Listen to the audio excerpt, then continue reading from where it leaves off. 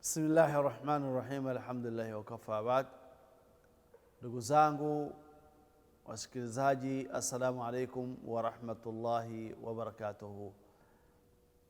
Tunarudi tena katika vipindi vyetu ambavyo ni kuizungumzia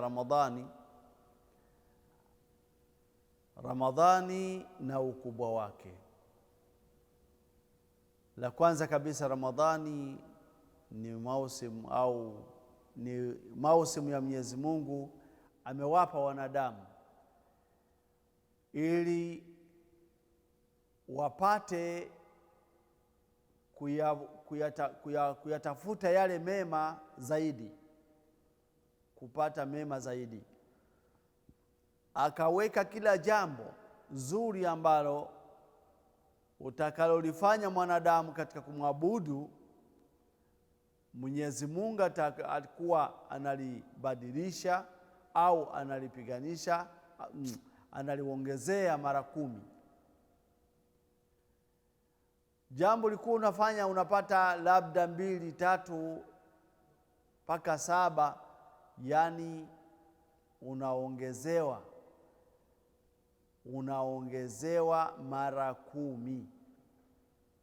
Sasa Ramadhani kwa sababu ni funga, hii thawabu za funga au uzuri wa funga kutokana na ukubwa wake, Mwenyezi Mungu amesema huu ni wangu. Katika hadithi ya Mtume Muhammad sallallahu alaihi wasallam ametuambia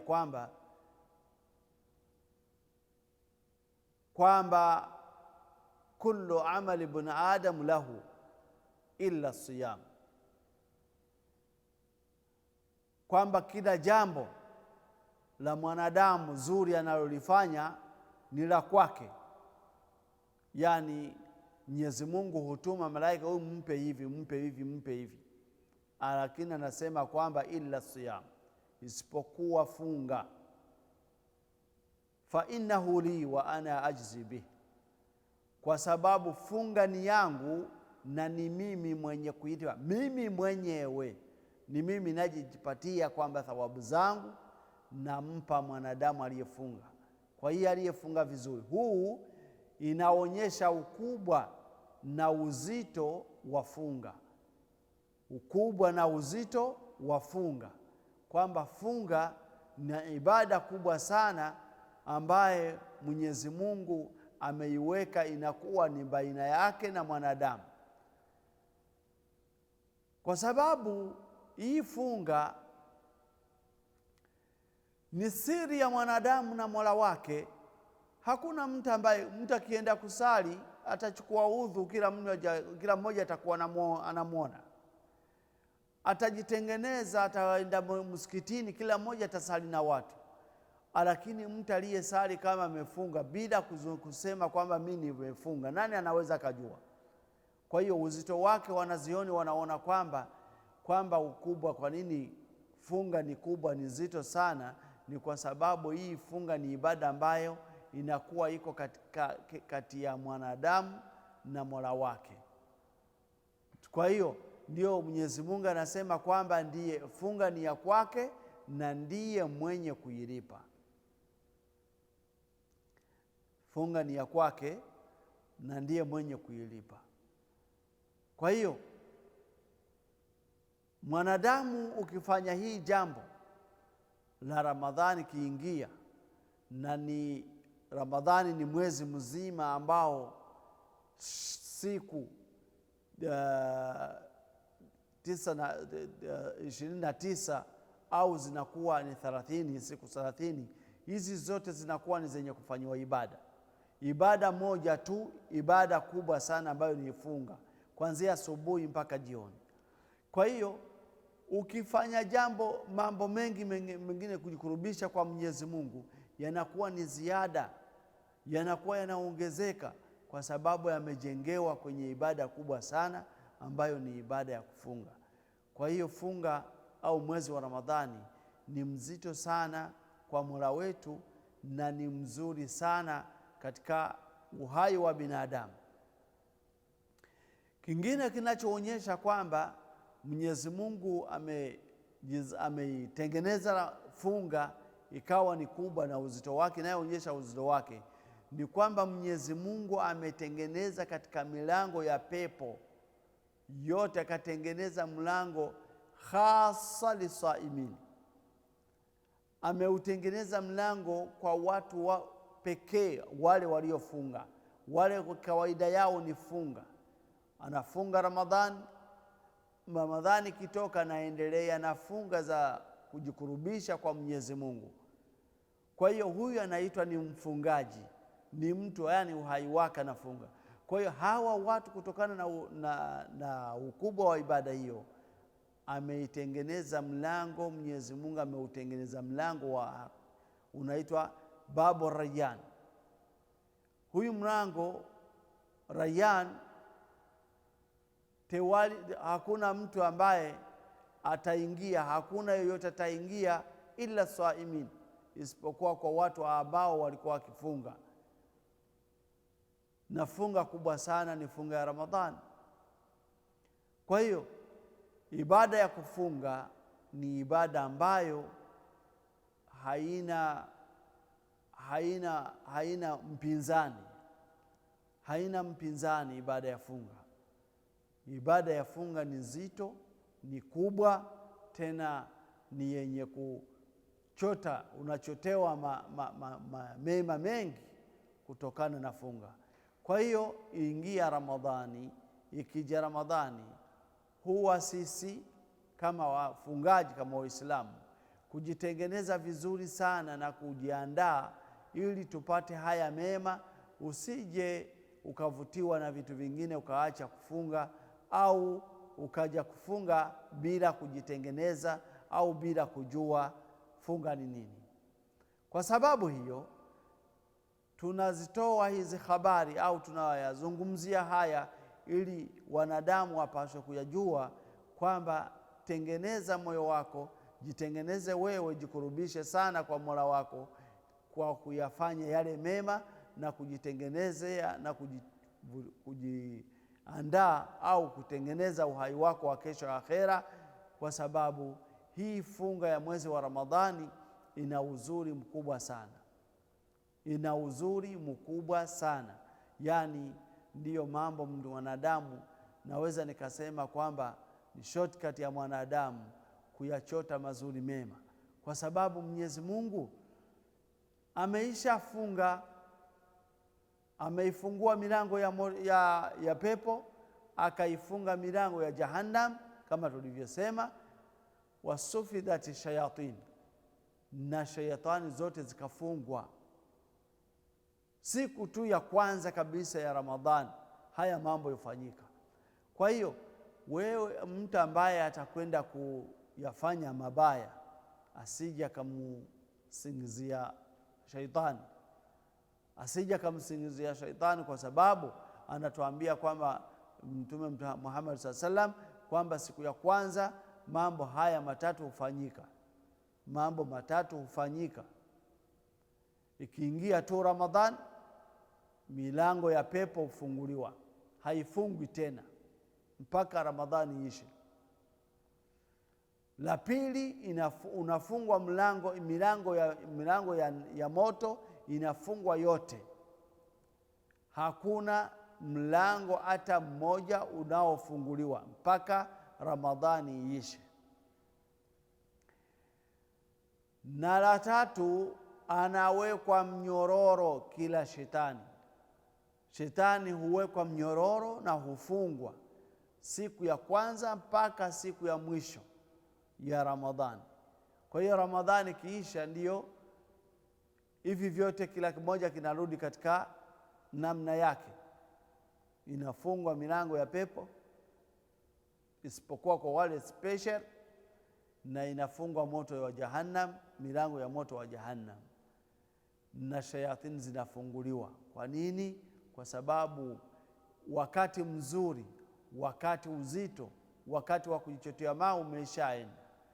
Sasa itabaki mimi na wewe ni tuwe wenye kuomba tena ile miezi. Si wakati mwanzo tulikuwa tukiomba Mwenyezi Mungu atufikishe katika Ramadhani, miezi 6 walikuwa wakiomba. Mtume Muhammad SAW na maswahaba wake.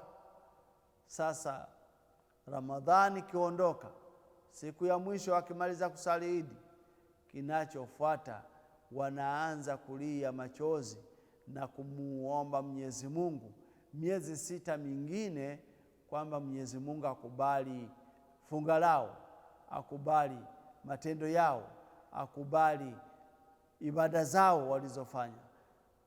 Kama sasa hii ndiyo ilikuwa hali ya Mtume Muhammad sallallahu alaihi wasallam na masahaba wake na wale ambao ndio walikuwa ni bora katika umma huu, ndio walikuwa ni bora katika umma huu. Sasa ni vipi mimi na wewe katika Ramadhani kiingia, ikitukuta tuko hai na Mwenyezi Mungu akatujalia tukafunga, kwa hiyo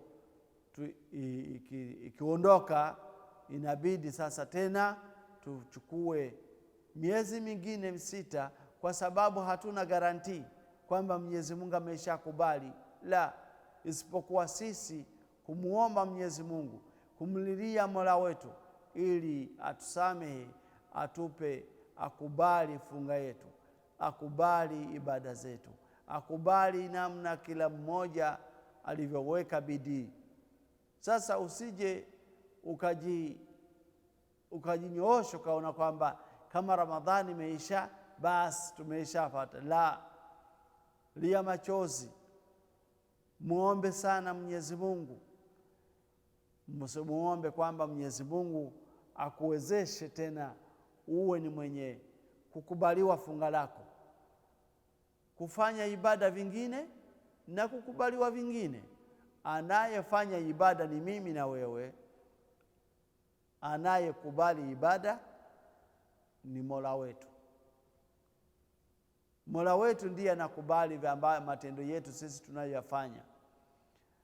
Kwa hiyo inabidi sisi tumuombe sana ili atukubalie matendo yetu, na haya matendo yetu kama hayakukubaliwa basi itakuwa ni wenye hasara kubwa sana.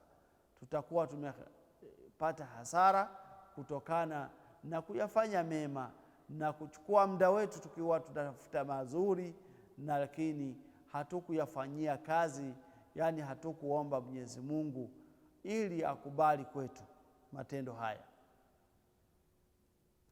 Sasa ukubwa na uzito wa funga tumeshauona. Inabidi sasa mimi na wewe tuje tukafanyie kazi na tuyachote mazuri haya kwa sababu Mwenyezi Mungu ameyatengenezea sisi. Itakuwa ni loss, itakuwa ni hasara ambayo huwezi ukaifikiria kama mwanadamu. Ni hasara ambayo ni nzito sana, mtu ambaye anakutwa na Ramadhani na ikaondoka bila kusamehewa au bila kuyapata mazuri yake. Katika hadithi tumeipata katika hadithi ya Mtume Muhammad sallallahu alaihi wasallam, alivyopanda mimbar akasema amin, akapanda nyingine akasema amin. Acha tuchukue kidogo, tupumzike kidogo, baada tunarudi kwa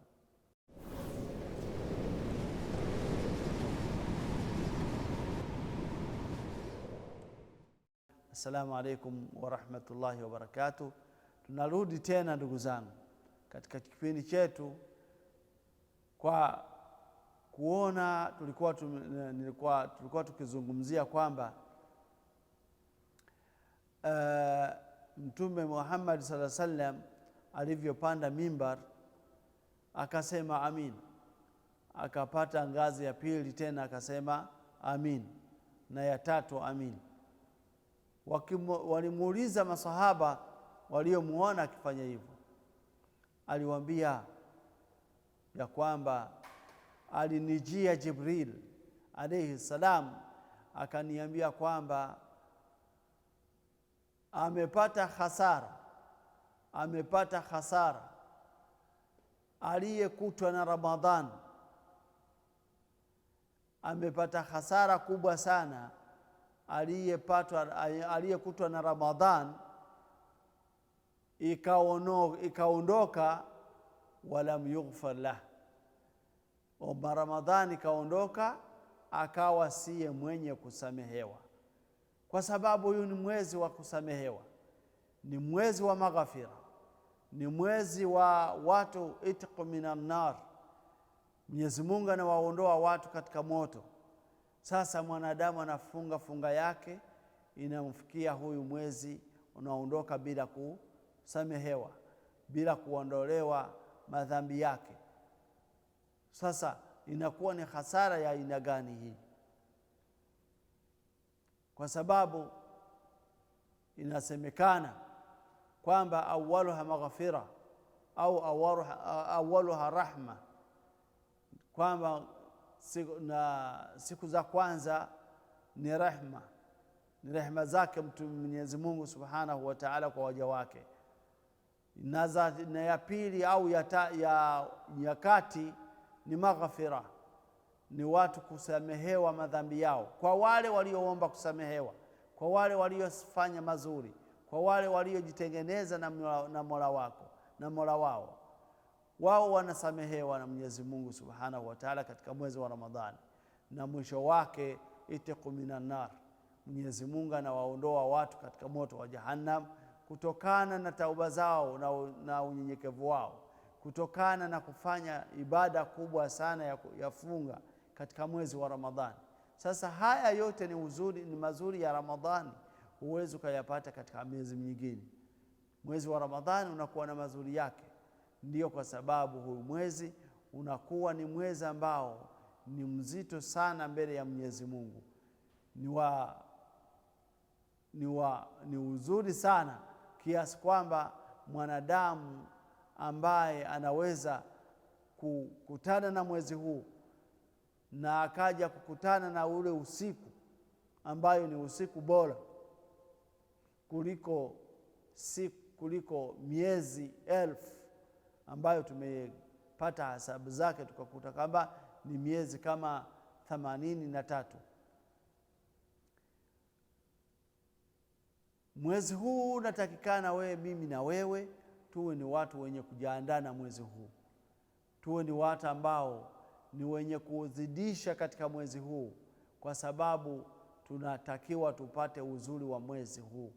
Kwa huenda mwezi huu Ramadhani hii ikikukuta na huenda Ramadhani nyingine isikukute.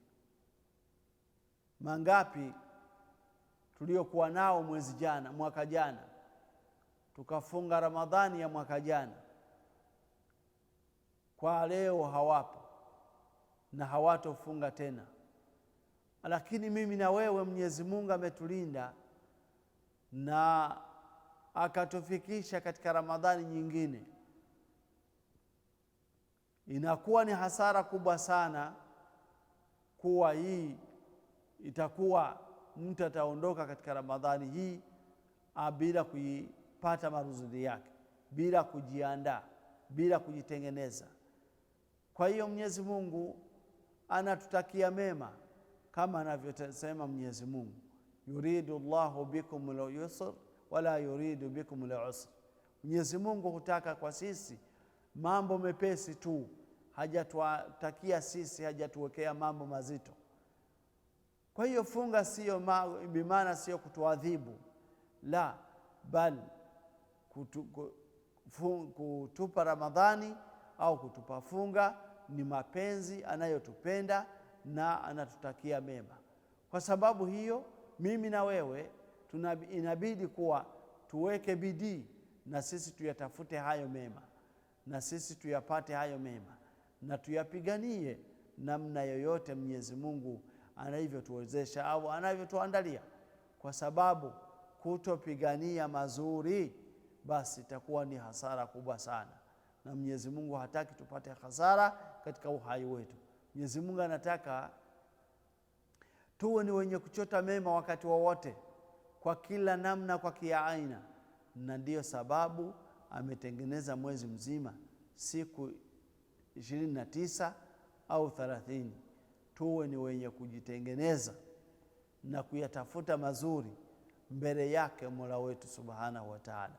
Tunamuomba, tukimuomba sana Mwenyezi Mungu katika nyakati zote, sema kwamba miezi 6 tutaimaliza tukiomba Mwenyezi Mungu atuwezeshe tufike mwezi wa Ramadhani, na tukifika mwezi wa Ramadhani tunafunga Ramadhani, tunafanya ibada zote ambazo Mwenyezi Mungu anatuomba tuzifanye na tukazifanya. Kwa hiyo tunamaliza miezi mingine 6 tena tukiwa tukisema, tukimwomba Mwenyezi Mungu akubali matendo yetu, akubali funga yetu, akubali Ramadhani yetu. Sasa kama itakuwa hivyo, ambaye hatoweka bidii, ambaye hatotafuta uzuri huu, unafikiria yeye atakuwa katika uhai gani? Itabidi sasa wale wa malaika ambao wametengenezwa kumuombea mwanadamu aliyefunga, itakuwa yeye hataombewa tena. Ataombewa kwa nini? Hajajitengeneza na Mola wake. Ataomba nini wakati hajajiandaa na kujifunga mkanda ili apate mazuri haya? Yani apigane na nafsi yake, aipige nafsi yake, aipige vita nafsi yake, kwa sababu nafsi wakati mwingi inatufundisha au inatutakia kufanya mabaya, kama alivyosema Mwenyezi Mungu kwa kupitia ulimi wa ule mwanamke wa mchongozi, ambayo anasema Mwenyezi Mungu kwamba katika kinywa cha mwanamke huyo anasema kwamba inna nafsa la amaratun bisu, kwa sababu roho za watu, nafsi za watu hupenda mambo mabaya, yani hukuamrisha kuyafanya mabaya. Subhanallah, hata kati ya Ramadhani, wakati hutolaumu yoyote, hutomlaumu hata shetani, kwa sababu yu shetani ameishafunga mnyororo zamani wa mwanzo kabisa. Mwanzo wa Ramadhani shaitani hufunga mnyororo. Sasa haya uliyoyafanya mabaya umeambiwa na nani? Nani kakudai? Itakuwa ni mwanadamu mwenyewe ndiyo kajiamrisha kuyafanya hayo, kwa sababu kwa hiyo kama ni yeye amejiamrisha kuyafanya hayo, basi tabidi hata matokeo akubali na matokeo yake, kwa sababu hakuna jambo au hakuna kazi ambako hakana malipo. Malipo yanaendana na kazi mwanadamu aliyoifanya. Malipo yaendana na namna mwanadamu amefanya mambo yake. Akiyatengeneza, akiyafanya vizuri kama alivyofundishwa na mtume wake Muhammad sallallahu alaihi wasallam, kama alivyoagizwa na mtume wake Muhammad sallallahu alaihi wasallam, kama atauchezea muda wake, hajaijali nafsi yake, anaifuata nafsi yake, basi atakuwa ni mwenye kulaumu nafsi yake, sio mwenye kulaumu Mola wake au kulaumu yoyote, kwa sababu hakuna ambacho hakina malipo mazuri. Malipo ya uzuri ni mazuri. Hali jazao lihsani illa lihsan. Je, yaweza kapata malipo kuna malipo ya uzuri au ya wema isipokuwa uzuri na wema kama kawaida, wema kama huo? Na kuyafanya mabaya tena ndiyo malipo yake tena yatakuwa mabaya kama kawaida, kwa sababu aliyotenda mabaya yatayapata mabaya, aliyoyatenda mazuri atayapata mazuri. Ramadhani yote ni mazuri pekee, kwa sababu Ramadhani ni mwezi ambao una uzuri wote, hauna ubaya. Bali katika Ramadhani kuna usiku uko bora kuliko miezi elfu. Sasa unasemaje katika Ramadhani kwamba mwanadamu ameutoka katika Ramadhani, ameingia ndani ya Ramadhani, na katoka ndani ya Ramadhani hajapata uzuri wa Ramadhani? Sasa hii itakuwa ndio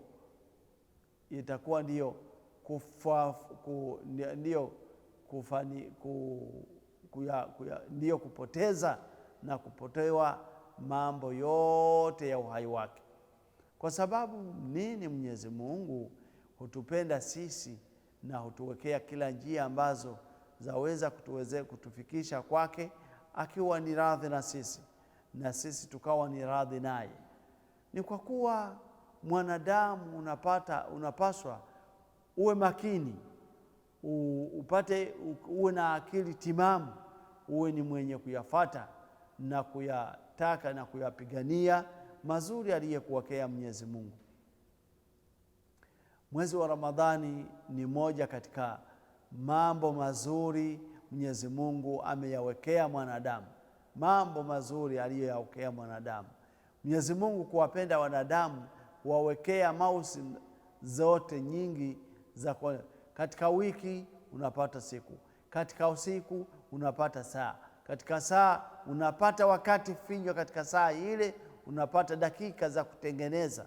Na katika mwaka Mwenyezi Mungu anatupa Ramadhani kama ni jambo ambalo linatufikisha kwa Mwenyezi Mungu, linatupa uzuri wake Mwenyezi Mungu.